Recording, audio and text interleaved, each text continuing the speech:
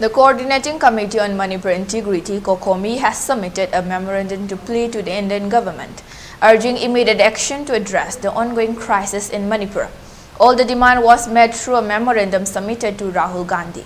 COCOMI emphasized the severity of the situation that has unfolded over the past 14 months, highlighting what it describes as one of the most unfortunate events in independent India's history. COCOMI underscored the severity of the crisis that has plagued Manipur for the past 14 months, labeling it as one of the most unfortunate events in independent India's history.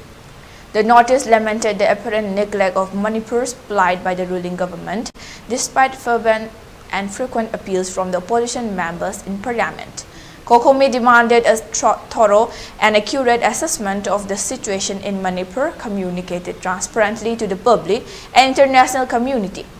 They urged for an immediate deployment of central security forces to protect civilians and restore order in the affected areas, including adequate financial compensation for losses incurred by citizens during the crisis.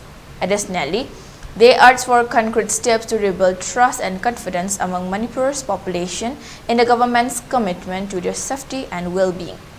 Of particular concern was the recent statement by Prime Minister Narendra Modi in the Rajya Sabha, where he allegedly mischaracterized the Manipur crisis as merely a communal or ethnic conflict between two groups. COCOMI expressed dismay over this portrayal, stating that such oversimplification undermines the true nature of the multifaceted issues at hand. COCOMI highlighted the critical absence of state authority and the elite's failure to deploy legitimate forces against what COCOMI terms Chin Kuki narco-terrorists operating in collusion with armed Kuki militants. This, according to COCOMI, has exacerbated tensions and led to a narrative of ethnic clashes that masks the underlying security vacuum.